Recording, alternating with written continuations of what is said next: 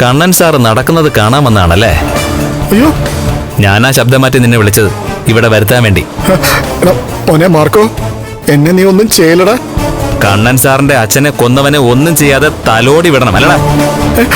അങ്ങനെ ഒരു പാപം ചെയ്തതിന്റെ പേരില് തനിക്ക് കോടതി കയറേണ്ടി വന്നില്ല, ജയിലിൽ കിടക്കേണ്ടി വന്നില്ല. അത് ഞങ്ങൾക്കങ്ങോട്ട് സഹിക്കാൻ പറ്റുന്നില്ലടാ.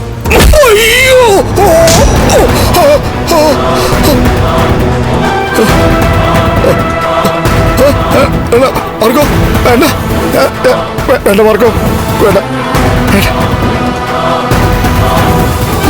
വേണ്ട. കണ്ണൻ സാർ നടക്കുമെന്ന് അറിയാനല്ലേ നീ വന്നത്? അല്ല, എനിക്ക് അറിഞ്ഞോന്നു. അയ്യോ, അങ്ങനെയുള്ള നീ തിരിച്ചു ചെല്ലുമ്പോ നടക്കാൻ പ്രയാസപ്പെടുന്നത് നിന്റെ അമ്മ കാണട്ടെ. അയ്യോ വേണ്ട മാർക്കോ, എന്നെ ഒന്നും ചെയ്യല്ലേ. അവര് കാത്തിരിക്കുമായിരിക്കുമല്ലോ കഥകൾ അറിയാൻ. വേണ്ട, അവരോട് നീ ഈ കഥ പറഞ്ഞാ മതി, ഇവിടെ നടന്ന കഥ. അയ്യോ എന്നെ ഒന്നും ചെയ്യല്ലേ. ഇങ്ങോട്ട് പോടാ.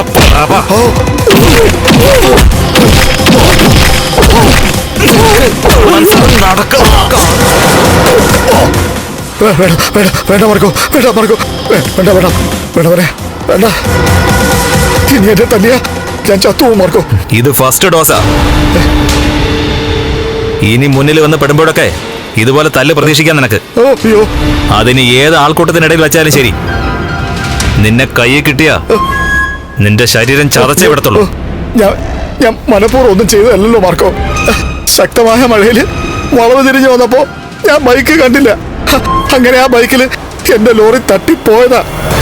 ആ സമയത്ത് നിനക്ക് അപകടത്തിൽപ്പെട്ടവരെ ആശുപത്രി കൊണ്ടുപോകാനുള്ള മനസ്സ് പോലും തോന്നിയില്ലല്ലോടാ. രക്തം വാർന്ന കണ്ണൻ സാറിന്റെ അച്ഛൻ മരിച്ചു. കണ്ണൻ സാറിന്റെ അരയ്ക്ക് താഴെ തളരുകയും ചെയ്തു. എന്നിട്ടും തൃപ്തി വരാതെ കണ്ണൻ സാർ നടന്നോ ഇല്ലയോന്നും അറിയാൻ വേണ്ടിട്ട് നീ പരക്കം പായണല്ലടാ. അയ്യോ അല്ല, ഞാൻ നീ ഒരു സ്വാമിയുടെ വേഷം ധരിച്ച് അമ്പലനടയിൽ പോയിരുന്നു അല്ലടാ. എടാ, കണ്ണൻ സാർ നടന്നു കാണാൻ നിനക്കെന്താണ് ഇത്ര കൊതി? കൊതിയല്ലടാ, ആകാംക്ഷ. ദൈവത്തിന് പോലും പൊറുക്കാൻ പറ്റാത്ത തെറ്റുകളാ നീ നിന്റെ അമ്മയും കൂടി ചെയ്തോണ്ടിരിക്കുന്നത്. അമ്മയും മോളും സ്ത്രീകളായതുകൊണ്ട് അവരെ ഒന്നും ചെയ്യാൻ പറ്റില്ല. അതുകൊണ്ട് അവര് ചെയ്യുന്ന കർമ്മത്തിന്റെ ഫലവും നീ അനുഭവിക്കേണ്ടി വരും. കണ്ടുപോരുന്നു നിന്നെ. കേറോടാ. അയ്യോ അയ്യോ,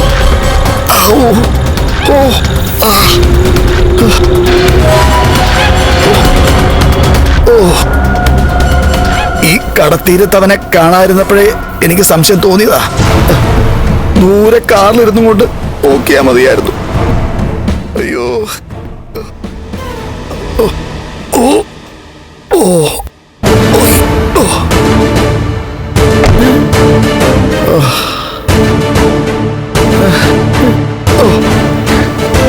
എന്താടാ, എന്ത് പറ്റി?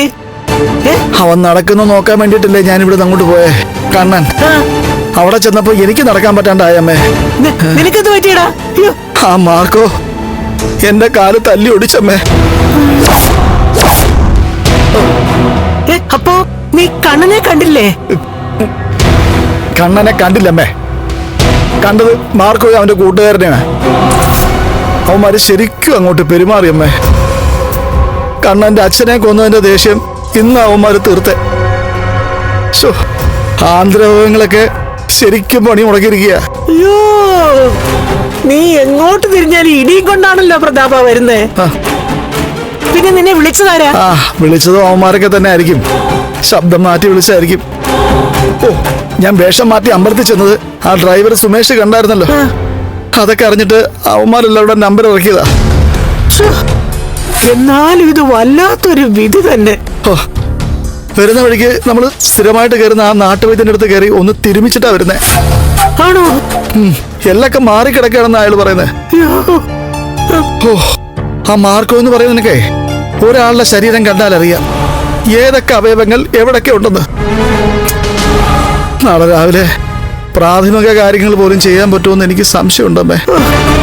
ആ മാർക്കോ ഇവിടെ വന്ന് നിന്നെ എപ്പോഴാ പൊക്കിക്കൊണ്ട് പോകുന്നെന്ന് ഞാൻ ഭയന്നിരിക്കുകയായിരുന്നു. അമ്മ അവൻ കാണാൻ വരുമെന്ന് പറഞ്ഞിട്ടുണ്ട്. അത് ശരി, എന്നെ എന്തിനാ അവൻ കാണാൻ വരുന്നേ? അതൊന്നും എനിക്കറിയത്തില്ല അമ്മേ. ഈ ഈ വയസ്സാം കാലത്ത് അവന്റെ തല്ല് ഞാൻ കൊള്ളണോ? ആ മേഘം പോയതോടെ കണ്ടവരുടെ മുഴുവൻ തല്ലും ഞാൻ വാങ്ങിക്കൊണ്ടിരിക്കുകയപ്പോ